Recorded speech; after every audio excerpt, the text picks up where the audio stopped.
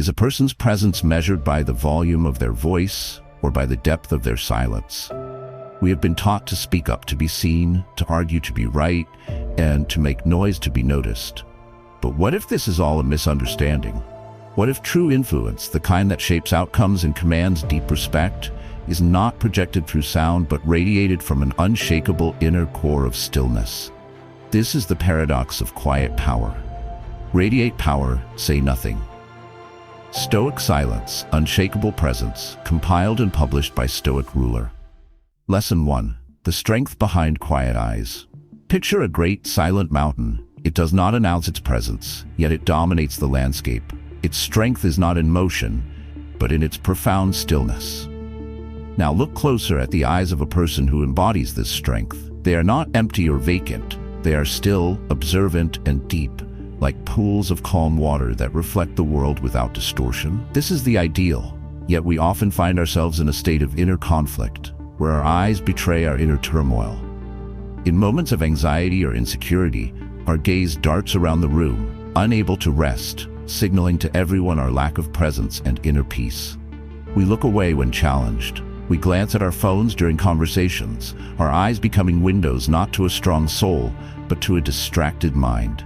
This is a manifestation of a mind that has not been trained in the art of prosoche, the Stoic practice of continuous, vigilant attention to the present moment. The fundamental problem is that our eyes are the most honest communicators of our internal state. Averted, shifty eyes broadcast insecurity and a lack of confidence far more loudly than any words ever could. They tell the world that we are not truly present, that our mind is elsewhere, lost in worry about the future or regret about the past. This makes it impossible to build genuine connection or command respect. When you cannot hold a steady, calm gaze, you signal to others that you are not a stable anchor, that you are easily shaken by the winds of circumstance. People subconsciously register this instability and will hesitate to place their trust or confidence in you. This lack of visual presence communicates that you are more engaged with the chaos in your own head than with the reality of the person or situation in front of you, which is the antithesis of leadership and connection. The transformative solution is to consciously cultivate the strength of a quiet, steady gaze. This is not about staring aggressively, but about learning to look at the world and at others with a calm, accepting, and observant presence. The core idea, central to Stoic practice, is that a disciplined mind produces a disciplined gaze. It is the external sign of a mind that is paying attention to reality as it is, which is the foundation of all wisdom. By training your inner world to be calm and focused, your eyes naturally become reflections of that inner state. This quiet strength behind your eyes communicates that you are fully present, unafraid of the moment, and that you possess a depth that does not need to be announced. It is a form of non-verbal communication that radiates confidence and invites trust before you have uttered a single word. You can begin to forge this strength with clear, actionable steps. The first is to practice mindful observation. Spend a few minutes each day simply looking at an object, a tree, a stone, a flame, without judgment or analysis. Your goal is simply to see it as it is, to let your gaze rest upon it calmly. This trains your ability to focus without anxiety. The second step is to practice holding a gentle, steady gaze during conversations. When listening to someone, rest your eyes on theirs with a soft focus. Your intention is not to intimidate, but to communicate. I am here with you. I am listening. If your mind wanders, as it will, gently and without self-criticism, bring your attention back to the person's eyes, just as you would bring your focus back to your breath in meditation. This makes the practice sustainable and compassionate. The benefits of this practice will be immediate and profound. You will find that people respond to you with greater respect and openness. Your quiet, attentive presence will make them feel seen and heard, deepening your relationships.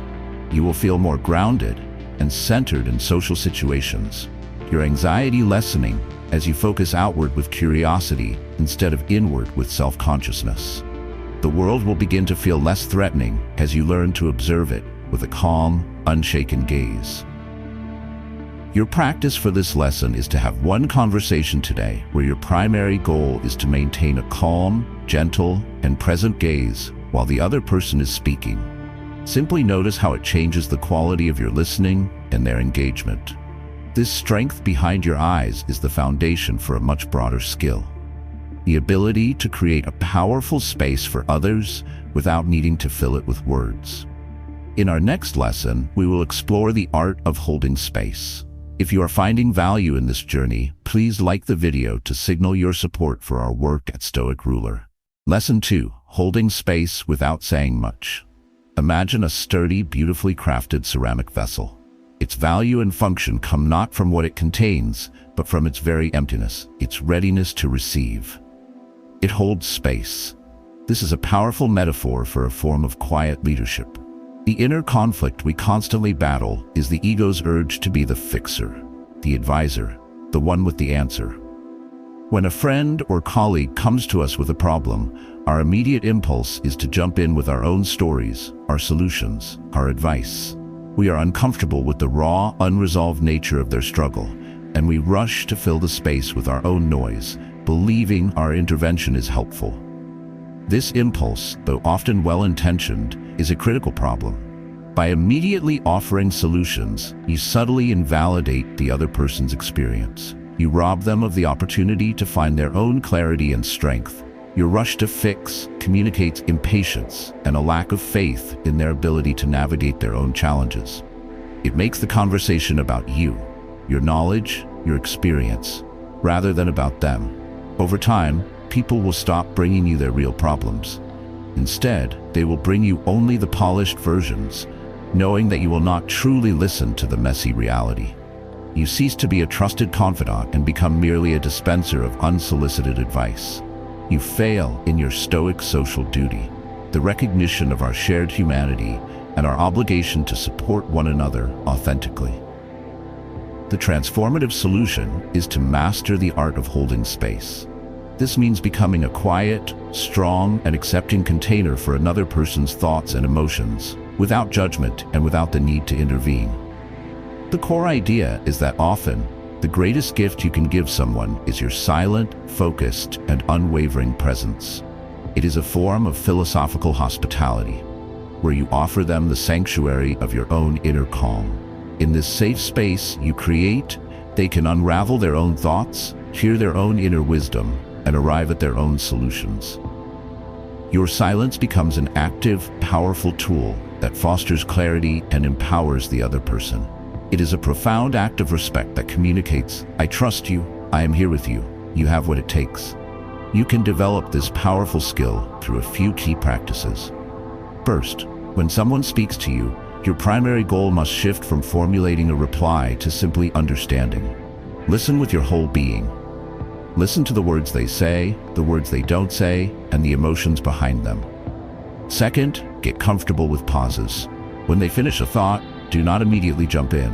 Count to 3 in your head. Often, in that silence, their most important insight will emerge. Third, replace advice with open-ended questions. Instead of saying, "You should do this," ask, "What do you feel is the most challenging part of this for you?" Or, "What does your intuition tell you to do?" Finally, pay attention to your body language. Maintain an open, relaxed posture, uncrossed arms, leaning slightly forward, to non-verbally communicate, "I am receptive and here for you." The benefits of learning to hold space are immense. You will build relationships of extraordinary depth and trust. People will see you as a source of wisdom and stability, a true sanctuary in a noisy world. You will be astonished at the brilliance and resilience people demonstrate when they are simply given the space to think for themselves. Paradoxically, your influence will grow exponentially. By giving up the need to be the one with the answers, you become the person everyone turns to for guidance. Your practice exercise is this.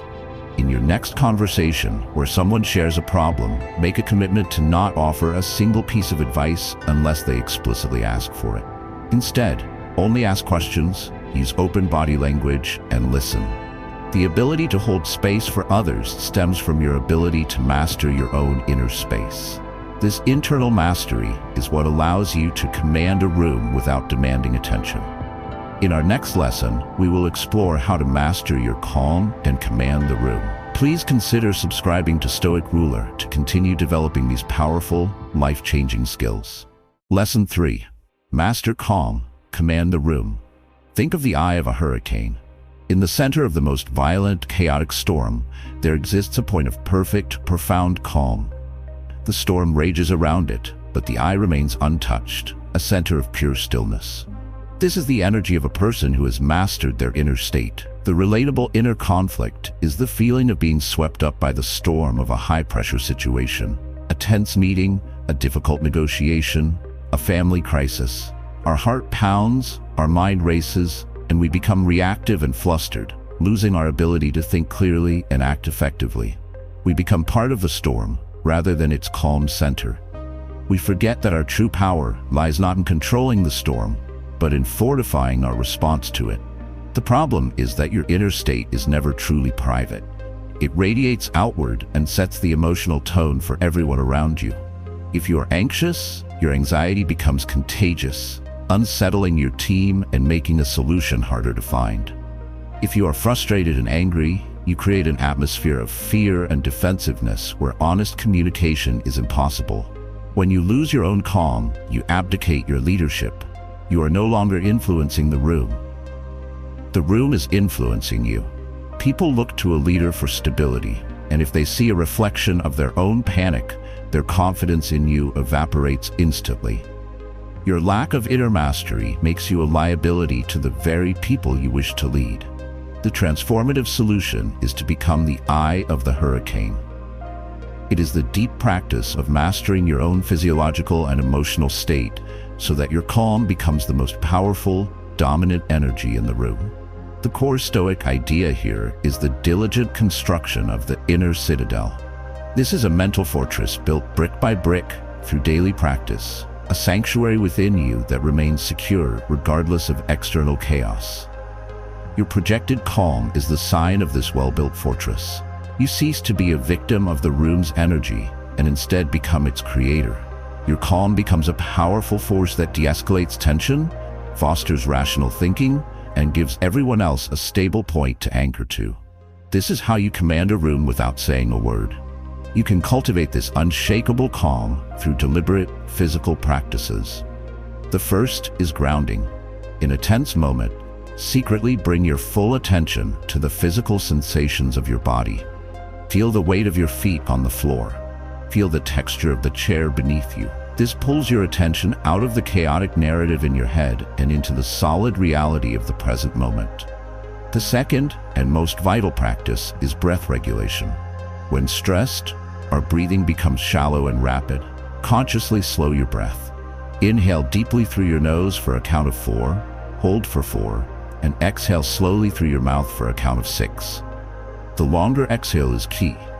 It stimulates the vagus nerve, activating your body's parasympathetic nervous system, which is your natural relaxation response. This grounds ancient wisdom in modern physiology. The benefits of mastering your calm are transformative.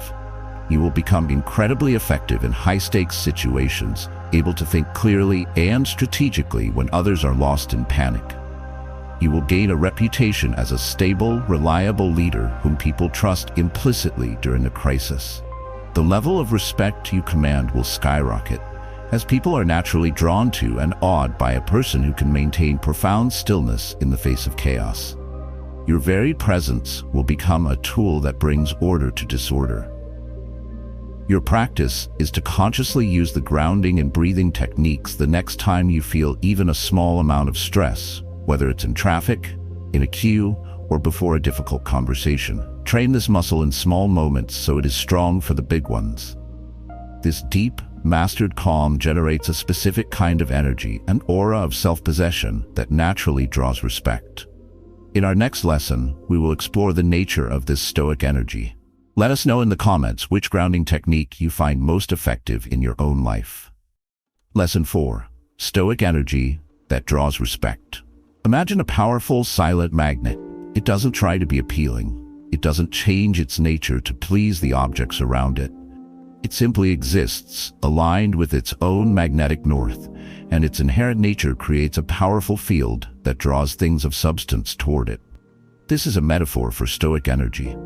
The inner conflict we experience is the deep human desire to be liked and respected, which often leads us down the path of people-pleasing. We modify our opinions, hide our true beliefs, and say yes when we mean no, all in an effort to win the approval of others.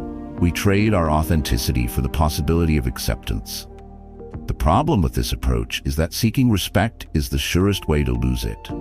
When your actions are driven by a need for external validation, people can sense it. They perceive you as inauthentic and lacking a strong inner core. You become predictable and easy to manipulate, as your desire for approval can be used as a lever against you. This needy energy, far from drawing respect, actually repels it. People may find you nice, but they will not see you as a person of substance or a leader to be followed. True respect is reserved for those who appear to be anchored to something deeper than the shifting opinions of the crowd. The transformative solution is to stop seeking respect and start cultivating an energy of self-contained purpose. This involves shifting your focus from the external world of approval to the internal world of your own principles. The core Stoic idea is that this magnetic energy is the outward glow of eudaimonia, a soul living in a state of flourishing, in harmony with its own highest nature. This isn't about being energetic in the hyperactive modern sense, but about being coherent, whole, and integrated. When your actions are consistently aligned with your internal principles, you radiate this energy of coherence and strength. This authenticity is incredibly powerful and rare, and it is the very thing that commands genuine, lasting respect from others. You can begin to cultivate this Stoic energy through two foundational steps. First, you must clearly define your values. A powerful exercise for this is the eulogy exercise. Take the time to write down what you would hope a loved one would say about you at your funeral, not about your accomplishments, but about your character. The themes that emerge, honesty, courage, kindness, dependability, are your true north. These are your core principles. Second, you must practice acting in alignment with these values, especially when it is difficult or unpopular. This is the practice of choosing character over comfort. Every time you make a choice that is true to your principles, even in a small way, you strengthen this magnetic energy. It is the daily practice of integrity that builds this unshakable presence. The benefits of living this way are profound. You will experience a deep sense of self-respect that is immune to the opinions of others. This is true freedom. You will find that high-quality, principled people are naturally drawn to you, while those who are inauthentic or manipulative tend to drift away. You will no longer waste energy trying to manage other people's perceptions of you, freeing you up to focus on meaningful work and relationships. Your presence will become a quiet testament to the power of living a life of principle. Your practice exercise is to identify one of your core values. For the next 24 hours, look for one small opportunity to make a choice that explicitly honors that value, even if no one else knows you are doing it. This powerful, self-contained energy is sharpened and refined by a crucial Stoic practice, the art of restraint. In our next lesson, we will explore how a presence sharpened by restraint becomes a formidable tool of influence. If this idea of principle-centered living resonates with you, share this video with a like-minded friend. Lesson 5. Presence sharpened by restraint. Think of a master archer's bow pulled taut and ready to fire. Its immense power is not in the arrow's flight, but in the moments before, in the controlled tension, the stored potential energy, the perfect restraint. The power is held in check, focused, and ready to be unleashed with devastating precision. This is a metaphor for a presence sharpened by restraint. We live with the inner conflict of our own impulses. We are constantly tempted to indulge the immediate desire, the urge to speak our mind without thinking, to react emotionally, to choose the easy comfort over the necessary discipline. This is a battle against the undisciplined part of ourselves that craves release and fears tension. This lack of restraint is a fundamental problem because it scatters our power. When we live a life of unchecked impulses, our energy leaks out in 1,000 different directions. We waste our focus on trivial distractions. We squander our emotional capital on pointless arguments, and we deplete our willpower on fleeting pleasures. The Stoics might say we are squandering our share of the divine logos, the rational fire within us. This makes us predictable, weak, and easy to influence. A person without restraint is like a bow that cannot hold its tension. It has no stored power, and its arrows fall harmlessly to the ground. Your presence becomes diluted and forgettable because your energy is not being conserved and focused. The transformative solution is to embrace restraint as a form of power cultivation. It is the conscious, deliberate practice of holding back your words, your reactions, your judgments, your impulses, in order to build and channel your inner energy toward what truly matters. The core Stoic idea is that in restraint, we find our greatest strength. Every impulse we master, every easy path we forsake for a more disciplined one, adds to our reservoir of inner power. This isn't about self-deprivation, it's about self-mastery. It is the understanding that by saying no to the trivial, we create the capacity to say a powerful yes to our most important goals. It is the act of valuing your own inner fire and refusing to let it be diminished by insignificant things. You can sharpen your presence with these actionable practices of restraint. First, practice the restraint of speech. Before offering an opinion, ask yourself, is this necessary? Is it kind? Is it true? Challenge yourself to go through an entire meeting speaking only when you have a critical question or a vital piece of information to share. Second, practice the restraint of judgment. When observing a person or situation, deliberately withhold forming a strong positive or negative opinion for as long as possible. Simply observe the facts. This practice starves emotional reactivity and sharpens your analytical mind. Third, practice the restraint of physical impulse. Deliberately choose the harder path, take the stairs, endure a moment of hunger before eating, or hold a difficult physical pose for an extra 10 seconds. The benefits of this discipline are immense. Your focus will become laser sharp. Your willpower will increase dramatically, making it easier to achieve your long-term goals. You will develop an aura of deep composure and self-possession that others will find both intimidating and incredibly impressive. Your presence will feel potent and concentrated, like the taut bow of the master archer. You will feel a profound sense of control over your own life, a power that comes from within and cannot be taken away. Your practice is to choose one area where you are typically impulsive. For the next 3 days, make a conscious effort to practice restraint in that single area. Just notice the feeling of stored power that comes from saying no to an old habit. When your presence is this sharp, this focused, this full of restrained power, you will discover that you no longer need a voice to exert your influence.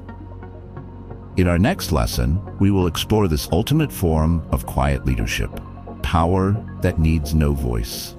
Please comment below on which form of restraint you find most challenging, and let's support each other in this practice.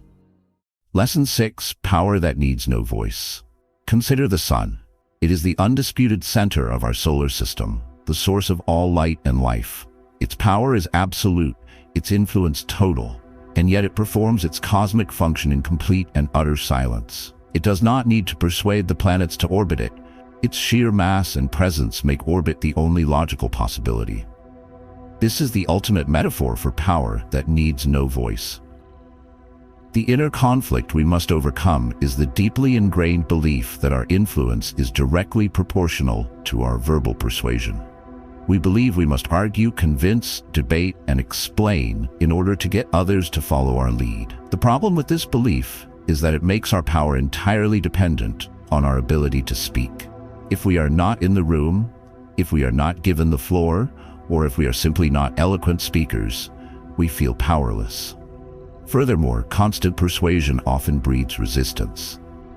The more you try to verbally convince someone, the more their own ego may rise up to defend its position. You become just another voice in a sea of noise, competing for attention. This reliance on a voice is a limited and often inefficient form of power. It is an outward-facing strategy in a world where true power is an inward-facing quality.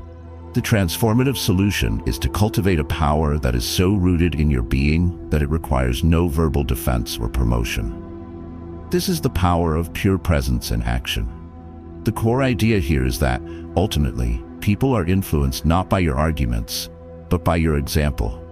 They are moved not by what you say, but by who you are and what you do consistently over time. This aligns with the Stoic belief that virtue is its own reward. The sun doesn't shine in order to get praise. Shining is its nature. When your actions are virtuous, their primary reward is the act of living in accordance with your nature.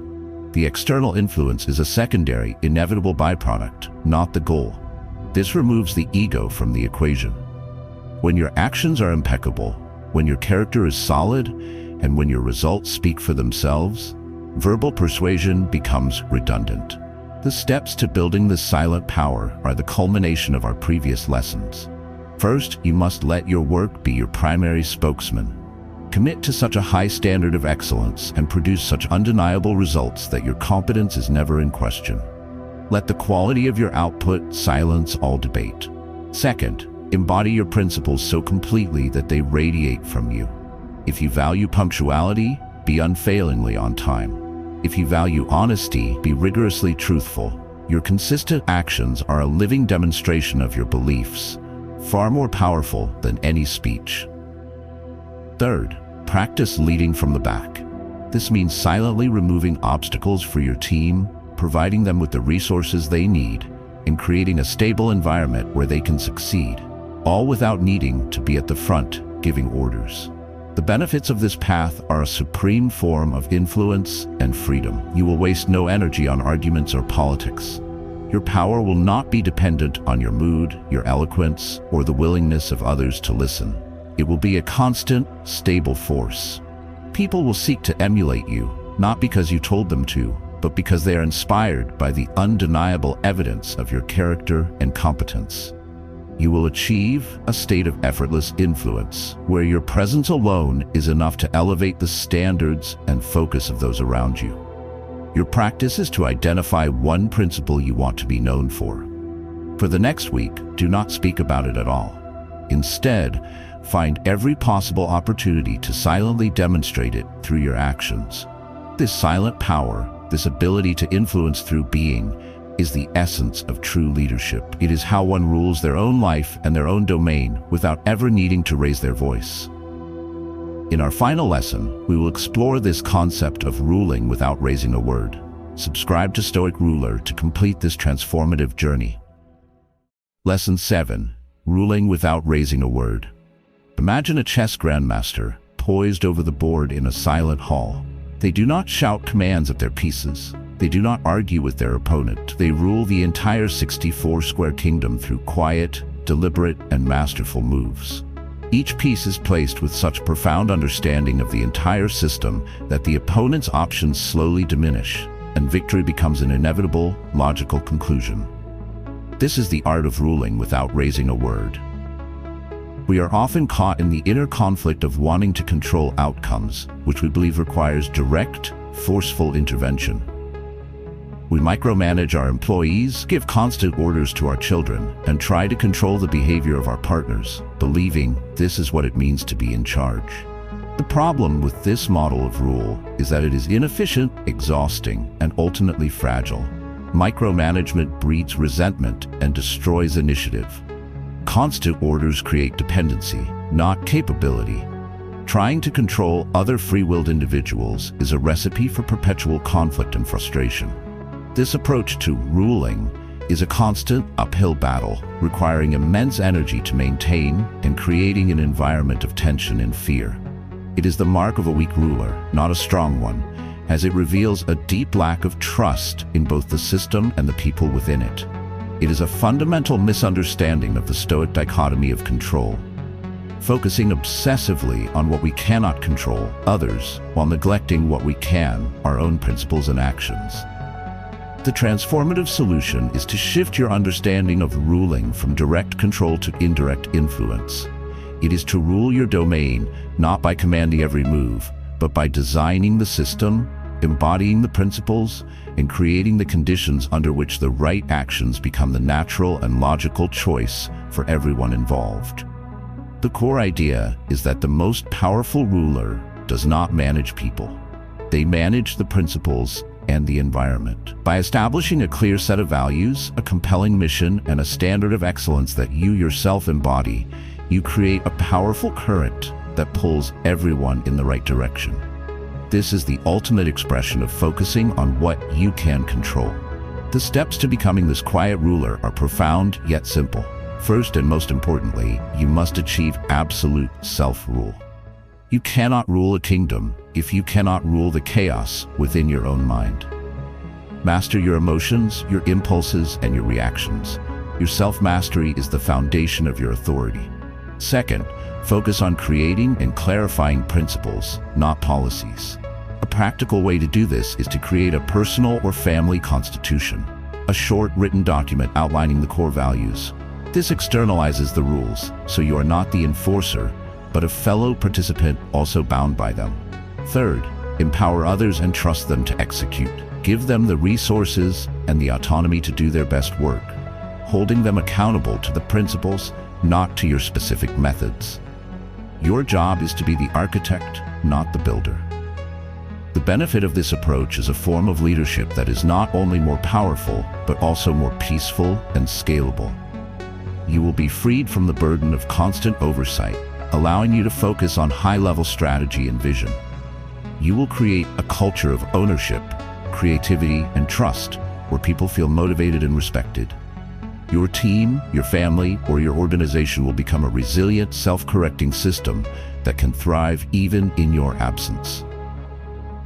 This is the ultimate legacy of a quiet ruler: to have built something so strong and so well-designed that it no longer depends on you. Your final practice is to look at one area of your life where you are trying to exert direct control. Ask yourself, how can I stop managing the person and start managing the principles? You have walked the path of Stoic silence, from the strength in your eyes to the power of ruling without a word. The journey teaches a profound truth. The greatest influence is not projected, but radiated. It comes from a core of inner calm, unshakable integrity, and a presence sharpened by deep restraint. Thank you for your time and focus with Stoic Ruler. If this path resonates with you, please support our mission by liking this video, commenting with your own insights, and subscribing for more explorations into the heart of Stoic wisdom.